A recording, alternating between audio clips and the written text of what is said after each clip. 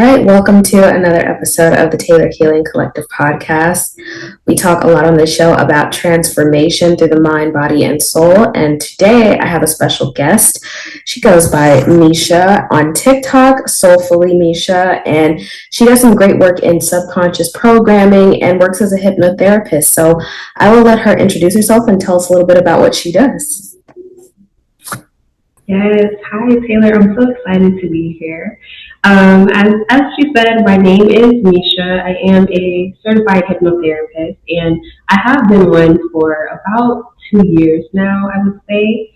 My main focus with what I do is just assisting women of color with conquering our limiting beliefs and overcoming our fear-based habits and just kind of getting in touch with those deeply stored everything, thoughts, beliefs, habits that are keeping us in this stagnant space. So it's something that I'm really passionate about. And as soon as I looked into it, I knew it was what I was supposed to be doing. So I got the confirmation, and it's been the best thing that I've ever done.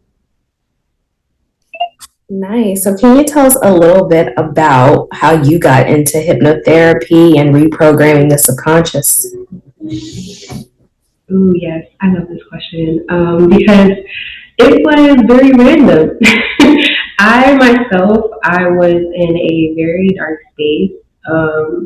I was going through depression. I was struggling with anxiety. I had social anxiety, and I was pretty much living on autopilot. Like I had no real sense of self and what it is that I wanted to do with my life. I was just working two jobs, coming home, sleeping, waking up, doing it again, and it was just a loop of just being here to live but not really living, So I found myself, like a lot of us do, on YouTube, and I was looking for some inspiration. I came across a motivational video, and the video had an ad, and it was a hypnotherapy ad. And me being the way that I am, I'm a Virgo rising, so I don't know, I'm just very like into stuff like that. And I'm like, this is interesting. So I did as much research as you could possibly do in like 20, 30 minutes. And after that, I started looking at schools, and I started looking at start dates. And it came to the point where I actually found a school, the Southwest Institute of Healing Arts, that had a start date that was literally the next month, and it happened to land on my grandmother's birthday that past few years prior. So that was when I was pretty much starting my spiritual journey. At least I was conscious of what it was, and that was the confirmation that I needed. So I took that leap, and that was almost 2 years ago. So it's been a long journey, not too long, it's still fairly new, but I've loved every moment of it. That's so funny that you mentioned Southwest Institute of Healing Arts, because I actually looked into them when I was getting my Reiki certification. I didn't get it from them, but that's such a small world because I didn't know anybody else knew about them. Right. So one of the questions I had for you is, can you explain to us a little bit about the subconscious mind? And then I'm going to dive a little bit deeper, because were you talking about how you wanted to help heal melanated women? And I want to dig into why specifically you feel like we need the help and where those challenges show up. Oh, yes. Okay. So I love explaining the subconscious mind because a lot of people, you get that raised eyebrow from it, but it doesn't faze me. I keep talking about it because it's just something that's so interesting. Like, it's not talked about enough. But so throughout your life, you are picking up on everything that you're, experiencing, you're witnessing, you're hearing. You're picking up on all of that throughout your life, mainly ages 2 through 8. And what that does is that it stores those beliefs within your subconscious mind, aka your programmed mind. So why this is so important is because this part of our mind controls up to 95% of what we do on a daily basis. So all of those negative beliefs, all of those habits that we're having such a hard time breaking today, most of the time those are things that we witnessed growing up, or those are things that we heard, and they just embedded within us, and they become our belief system here 20 years later.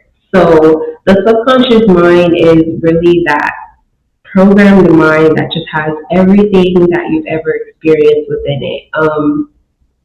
And why it's so powerful is because it's never asleep. It's constantly listening. It's constantly picking up on stuff. It doesn't go to sleep like your conscious mind does at night, right?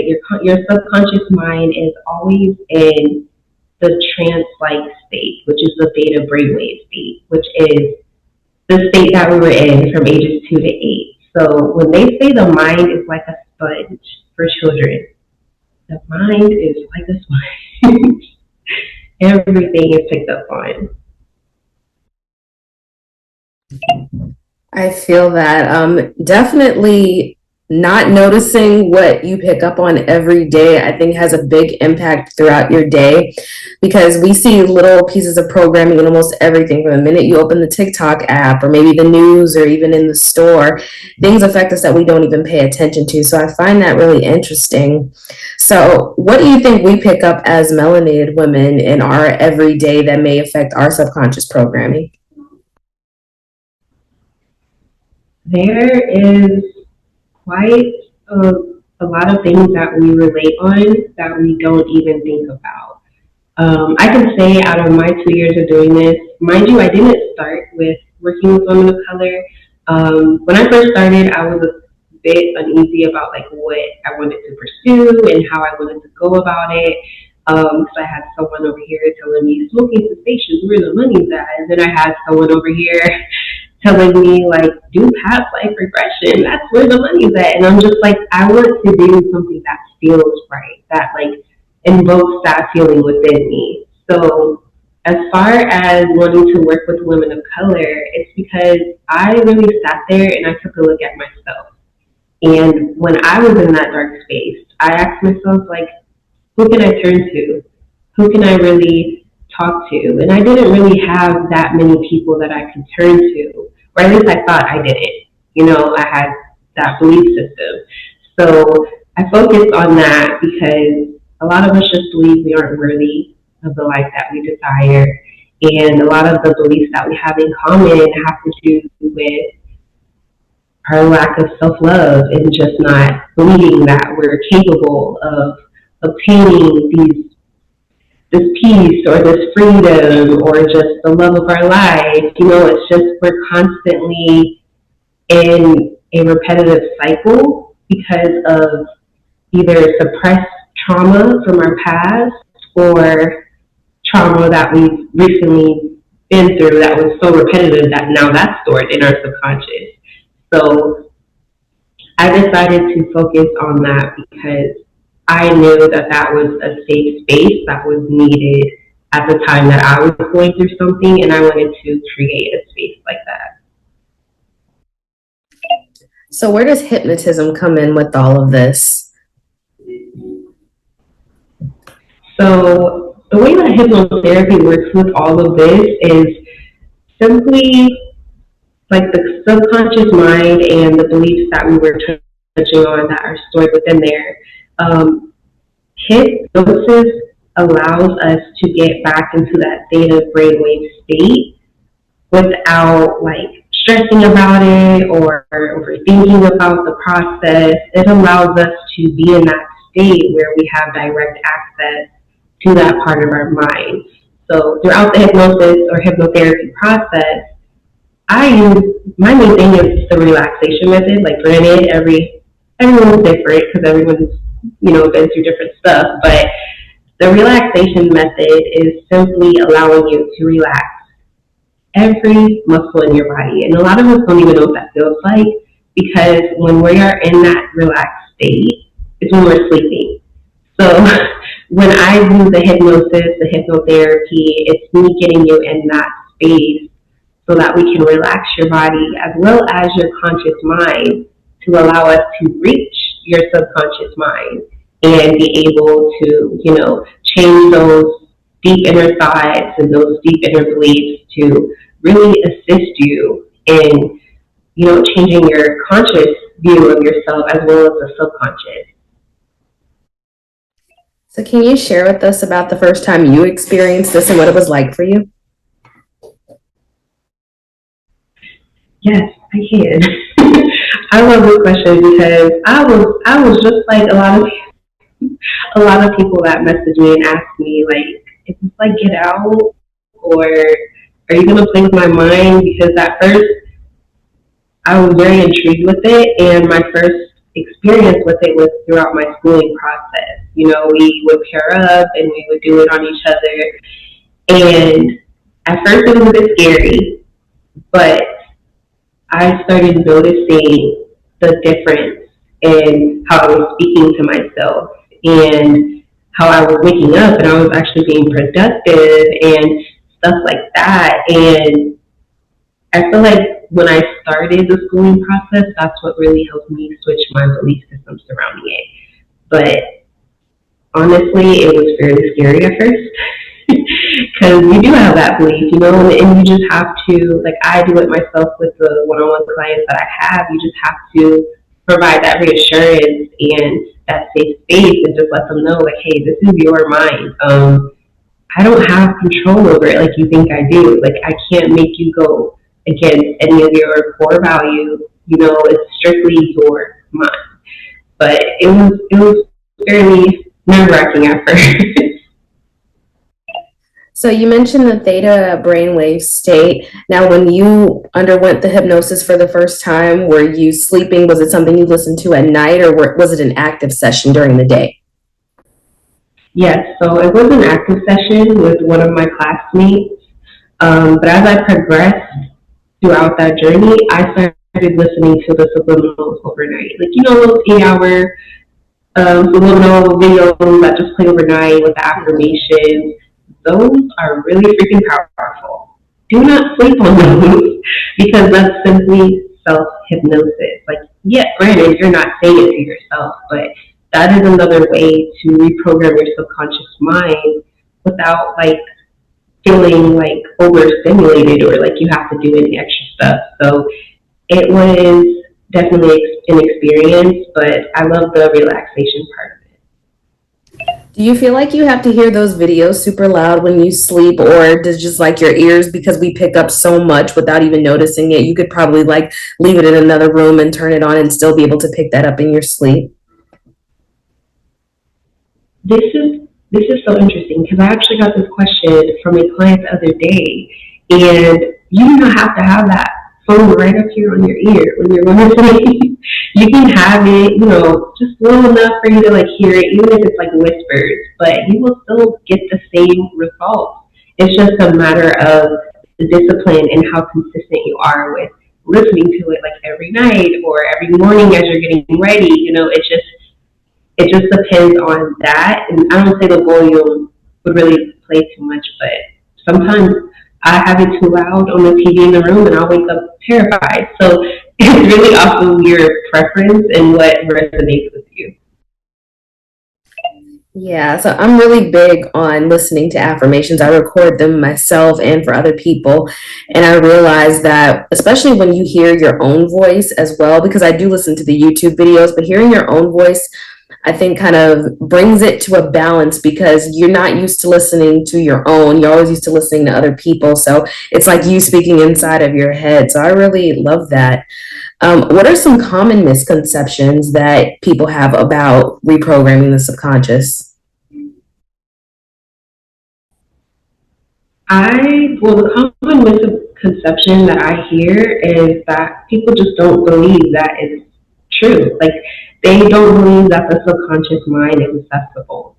And it's really, I don't know how to like necessarily debunk that other than saying like, if you're noticing the patterns and you're noticing you're taking this the conscious steps and you're not seeing the difference in how you're going throughout your daily life, there has to be another factor, right? There has to be something else there.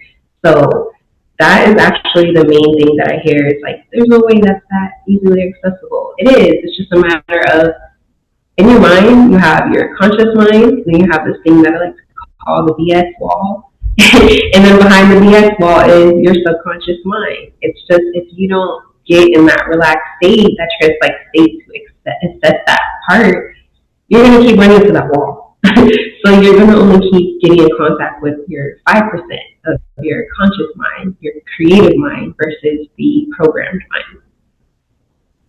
Do you happen to know what part of that brain it is that's activated when you hear those phrases?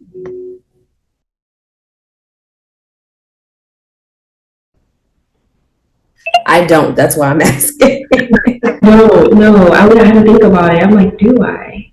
No, but I do know that throughout that process, we're just simply persuading the mind. It's like I feel like a lot of people have that belief that with some people that are familiar with hypnotherapy think that it's just an end all be all, but it's more so just you persuading your mind. I'm not completely removing it, so it takes the conscious work as well, like the journaling or like the meditation and, the stuff like that. But I'm not actually sure what part of the mind that is that. I also ask just because I know that I work a lot with, and with other people too, with pairing the logical and the spiritual mind together. So that's why I wonder what part of the brain that rests within that way, like when you're listening, which part is activating the most. But I would think they're kind of working together too. For sure. And I love that you say that like that. They're for sure working together because I can't stress how much I explain this to, my friends, my clients, like, okay, like we're doing this subconscious work, but like I said, you have to hold yourself accountable. You have to do the conscious actions. They both play a part in the journey. So it's just a matter of the balance and like some people get too stuck on the subconscious that they lose focus on the conscious, and it's just a matter of balancing that. Do you have any favorite success stories you can share with us? Oh my gosh, yes. I have a few, but I'm just going to go over one. So I recently had a 10-week program where I worked with 4 amazing women. And throughout the process, a lot of them I pretty much started with inner child healing. And we worked our way, up to inner teenager, more towards, self-esteem and confidence. One of my clients in that program, after her first session, she was just like energized. Like she was really energized and she was just like, this is amazing. I love this. And she messaged me the next day and she's like, hey, we're going to have to change my session times because I don't know what it was about that session, but I feel like it gave me the push to move to Mexico. So after this one inner child session, which consisted of her really connecting with her inner child, comforting, embracing, and talking with her, she got the courage to move halfway across the country with just her and her 2 kids, and that was just so amazing to me. I was like, wow. That's amazing to be able to change things and be able to move that far away. I'm not sure where she lived at first, but that sounds like a long trip to take your family. That's amazing. Yes. I was just like, oh my gosh, okay, so we're going to change your time and we're going to work with this because this is amazing. And it was even more amazing as like it progressed and I started noticing how that was a significant part of her journey just based off of our conversation. So I definitely I love that for her. I love that for all of my clients. Every little thing that just like they feel push them to step out of their comfort zone. I love those things. Thank you for sharing that. Are there any small techniques you could probably share with the listeners that they could try at home before they even start? Yes. I know a lot of you hate this, but I'm just going to be honest. Journaling does wonders. Journaling does wonders. I have a lot of people I've worked with one-on-one who don't want to journal. They prefer to, do voice memos and video diaries, which is okay, but to a certain extent, and at some point, you're going to need to get all of this on paper. You're going to actually need to get it on paper, process it, feel it, move through it, because yes, video diaries are great, but the effectiveness of journaling and meditation as well. I don't think it's talked about enough how people overcomplicate meditation. I feel like it's the most simplest thing. I feel like it's really what you make of it.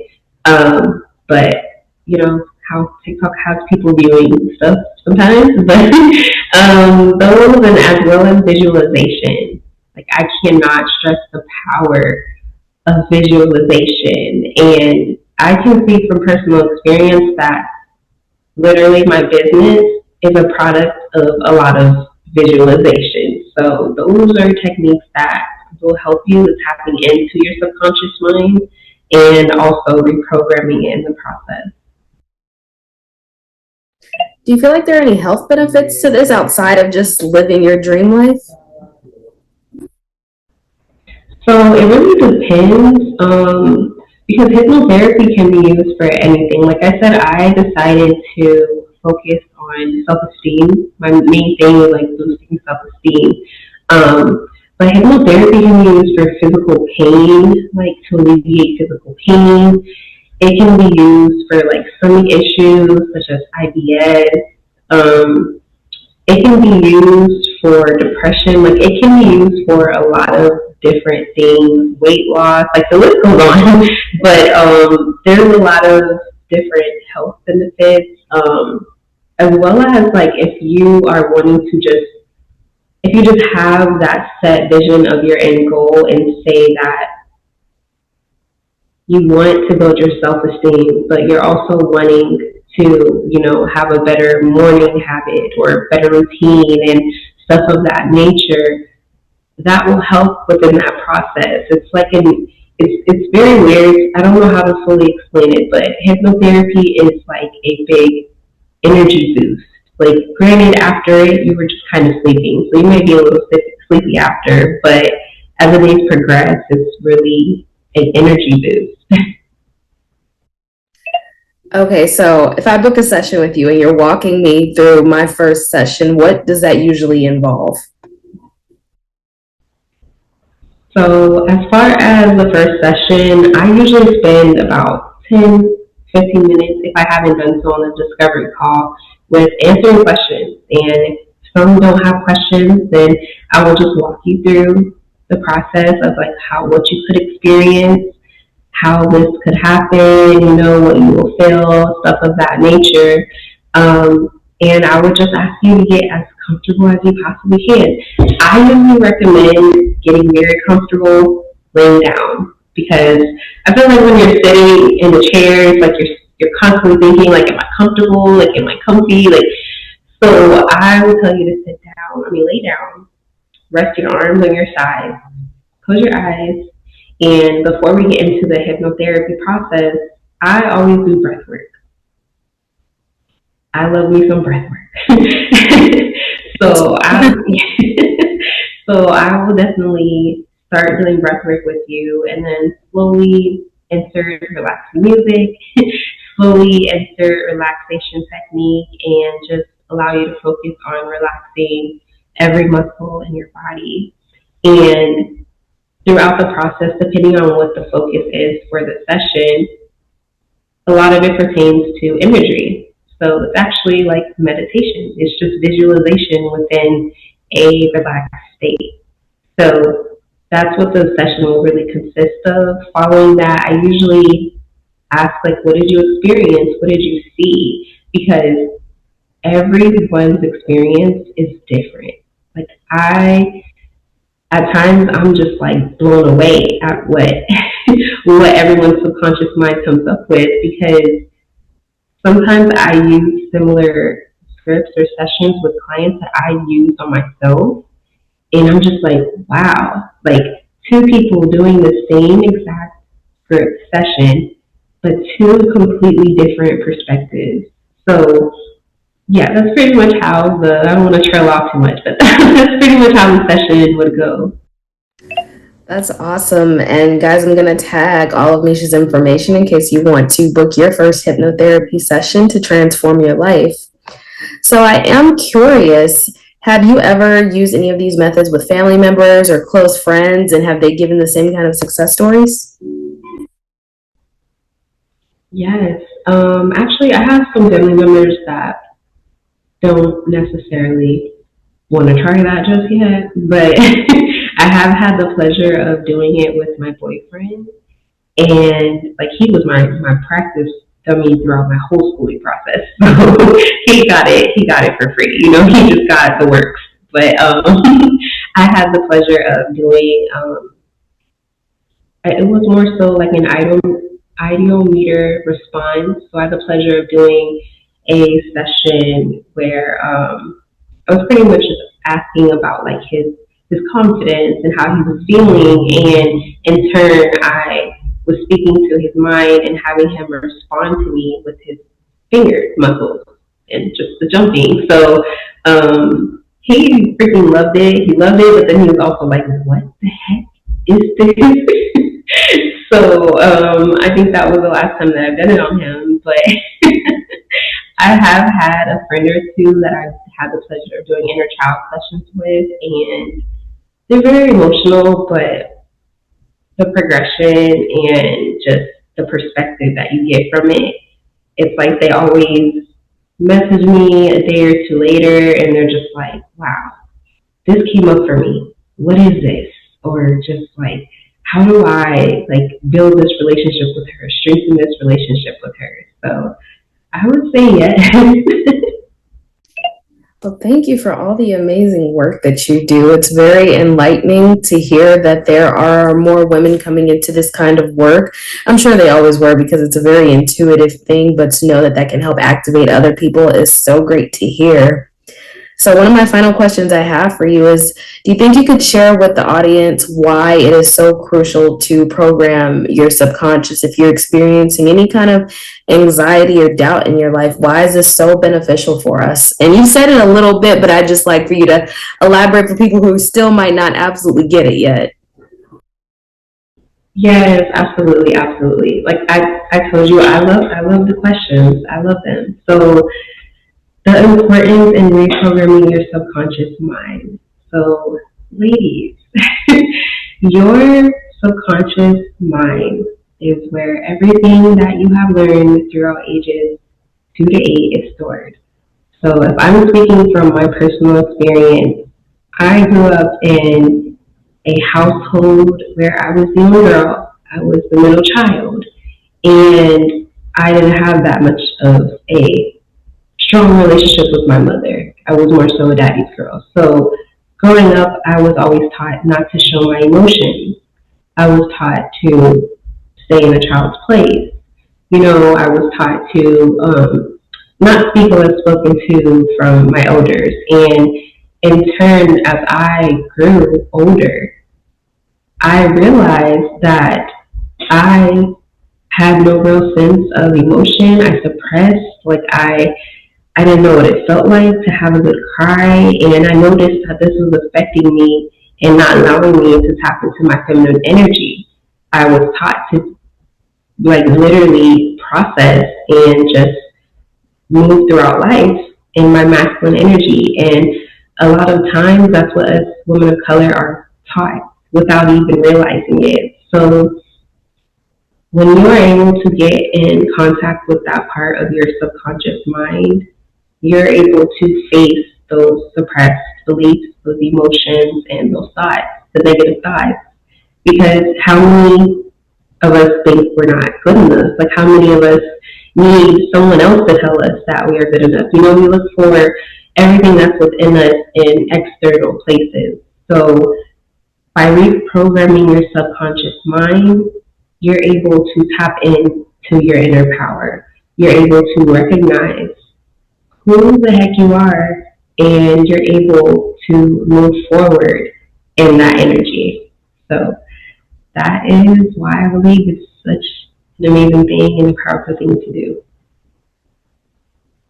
Thank you so much, Misha. And that's one thing I try to emphasize on these episodes I do as much as possible is that transformation lies within each and every one of us, and it's more accessible than we think. I think a lot of us are used to giving that power over to something or someone else, and to know that we can help guide each other back to ourselves is so important.